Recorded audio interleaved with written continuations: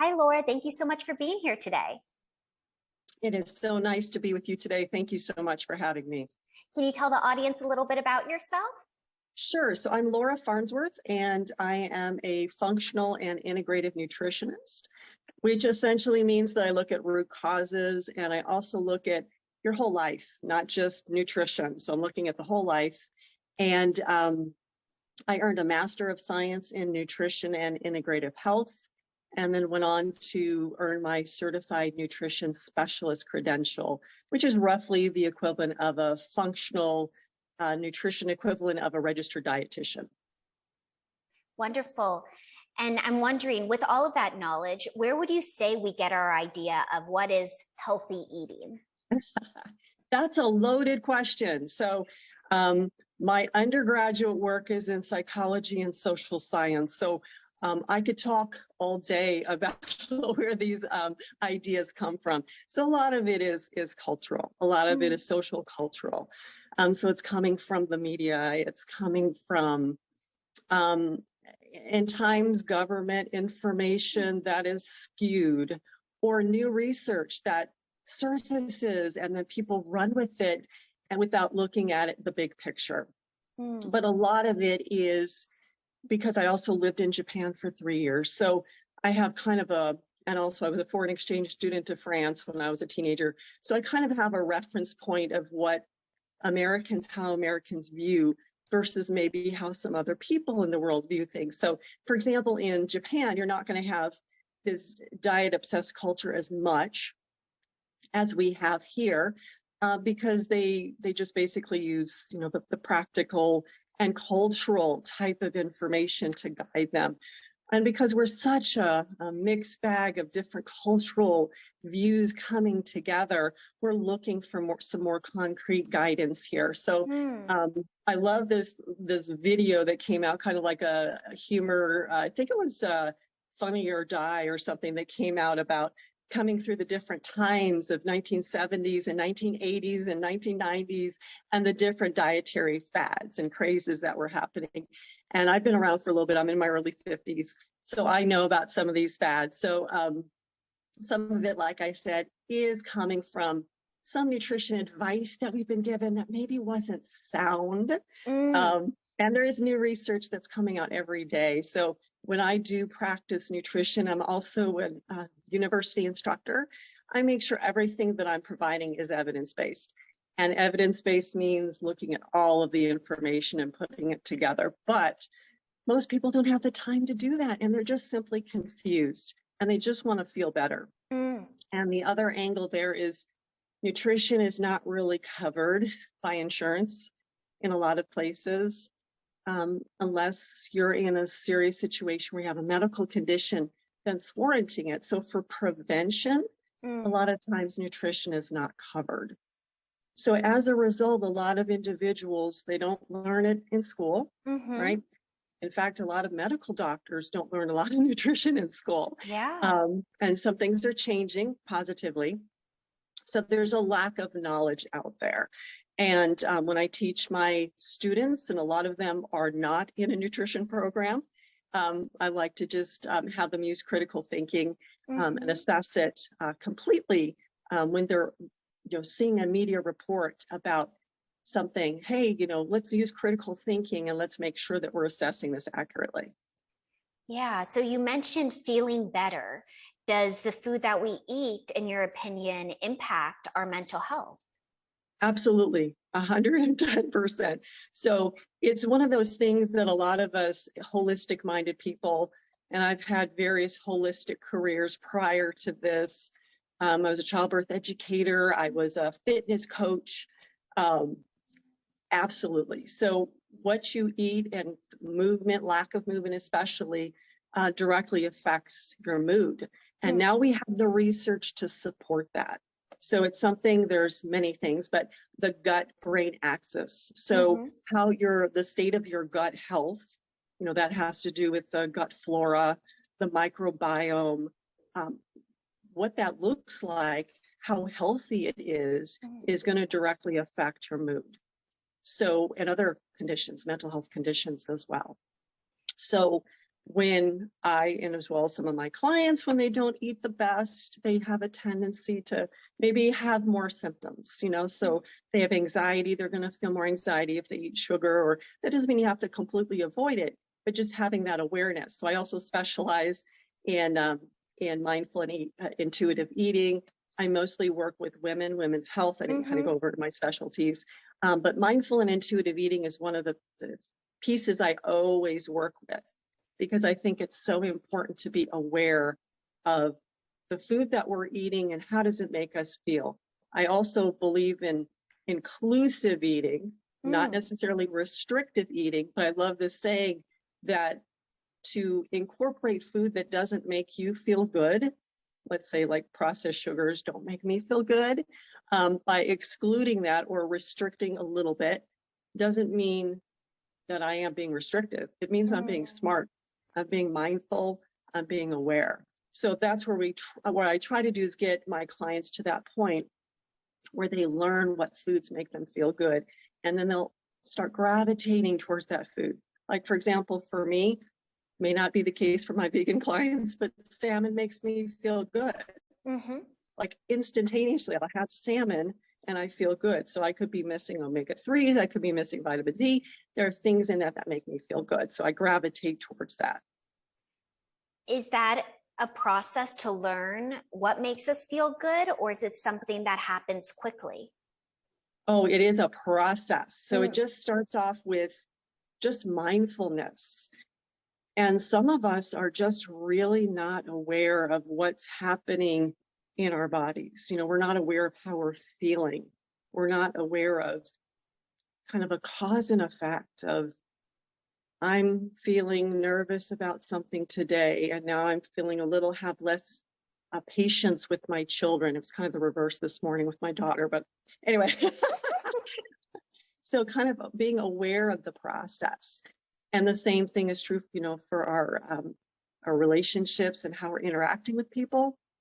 The same is true with food.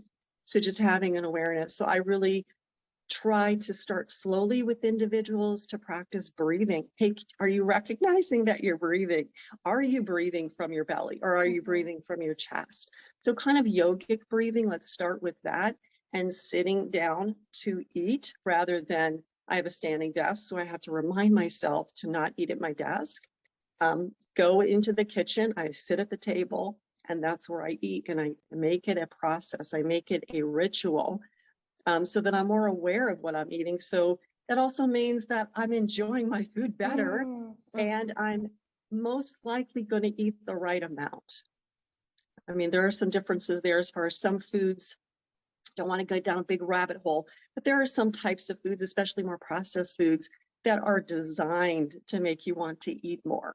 So when you have that awareness of, I really feel like having this X chip today, let me have some, but just be aware that that's how it's designed. And I put it in a little small bowl and I just start small. If I feel like having more, I'll pour more. So these little tricks that I've learned personally, because part of the reason, there are a lot of reasons why I got involved with nutrition counseling is because I personally have a hard time with sweets. Like, I am a sweet addict. I have a hard time. I can maybe have one popcorn piece. In fact, my dad challenged me when I was a teenager, just have one piece of popcorn. I don't think you can do it. Salty stuff, no problem. Just one piece of popcorn. But don't put those chocolate covered peanuts in front of me. I have a hard time with it. So, so understanding also now the biochemical reactions that happen there. So now I have a whole big toolbox of my own awareness and my feelings, but I also have the intellectual knowledge of what is happening inside my body when I'm, consuming these things, and the dopamine, the neurotransmitters, serotonin issues. So when you have an awareness of all of this, and most people don't need to have that extensive knowledge, but just simply, okay, I'm eating this and it's telling me to eat more. Well, that's dopamine, right? There's a positive reaction that's happening there. So just being more aware of how you're feeling as you're consuming different things. And it may make you feel great right now, like it does for me. when I have sugar, but later it's a lot of histamine issues for me. It's a lot of gut flora disturbances and other things. So for me, it's like, it's not really all that worth it. Okay, I'll have a little bit, but I can't do a lot. It's just not worth it for me personally. Yeah, so you know the why, and you're also able to evaluate the short-term versus the long-term consequences. And Yeah, consequences can be positive, negative, or neutral. But I want to yeah, go back. You were mentioning sitting at the table and eating. Does yes. our relationship with food change based on if we're eating like in our office or at home or at a restaurant? And does that impact what we're teaching our families? Absolutely. So the mindfulness piece of it is important because it's also affecting quantities that we're consuming. And it also means we're not really enjoying the food, but food is more, it depends on your viewpoint, I guess. Mm. But for me, I come into everything with kind of a spiritual perspective and then also a cultural perspective, right? So as we're eating this food that was prepared, it has energy to it. There were people involved generating the food that I'm eating. In Japan, it's very common to kind of do kind of a prayer before you eat the food as a to thank everyone involved with the food, or the food itself is what they're thanking. So whether you're eating with people, like say in a restaurant or at home, there's also other things being triggered that people probably aren't aware of. So let's say you're having a Thanksgiving meal with family, and let's say everybody's kind of on good terms. Okay, because that's important to say. Yes. If we're not having a lot of friction, and it's a happy environment. And not everyone has that kind of relationship, I understand. But let's just say it's a happy, whether family you've chosen or whatever. You are also feeling abundance. You're not feeling restriction or lacking. So that's also triggering other types of hormones in your body, satiety hormones. So you're not feeling this restriction, because if we are feeling restriction, it's an evolutionary type of response to want to hold on to fat deposits, to hold on. So when you're in a feeling of abundance, you're more likely to just be in a more of a even keel kind of a state, where you're not feeling like you got to hold on to something, and that holding on to things can also be combined with emotions. So there's a lot of an emotional component to eating as well. But how we're eating today is really kind of people eating independently, eating in their cars, eating quickly, and not even really enjoying it, and not really having the opportunity to have a mindful experience, to feel how the food is affecting them. So there's a big disconnect of, no, my diet's not affecting me. I have, diabetes or heart disease. No, it has nothing to do with my diet. So there's a big disconnect as far as not even feeling it. Great. That's so interesting. It's the whole mind-body connection. Yeah. Anything else that you're wanting to share today with the audience? Oh my goodness, I could go on and on. Just, the social component, the cultural component. Exercise is huge. So I am an integrative nutritionist. So I can't stress enough the importance of movement. And some people don't like to use the term exercise. They have a negative type of connotation with exercise. So just simply saying movement. And there's interesting research out there that exercise in itself does not necessarily cause weight loss, but it facilitates the process. So diet is by far the more important of the two. However, a lot of us are influenced by other things. We're influenced by lack of sleep. And lack of sleep can affect your appetite. It can affect your weight. So when we are able to integrate movement, it helps to lower stress hormones, and it helps to just, other symptoms, like you talked about mental health symptoms, so anxiety and things like that. So it all comes together. So when I work with people and my students, we talk about all the different facets that go into a healthy weight. So adequate sleep, like I mentioned, movement, focusing on what is a healthy diet for you. So I also want to, emphasize that what is right for one person is not necessarily the right thing for another person. So I love watching these nutrition documentaries, and a lot of times they have that one size fits all approach, and that's not what it is about today. There's something called precision nutrition, where you integrate a person's genetics and their needs and their medical history, and you create the right plan for them. And that's the future of nutrition. It's happening right now, but it's in its infancy. And I practice a little bit of nutritional genomics.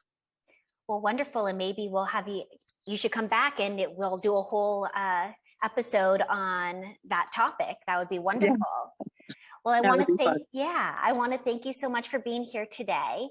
And if you liked this video, please give us a thumbs up. If you have any questions, I'm going to include Laura's contact information below. You can leave us a comment for Mind and Body Pilates.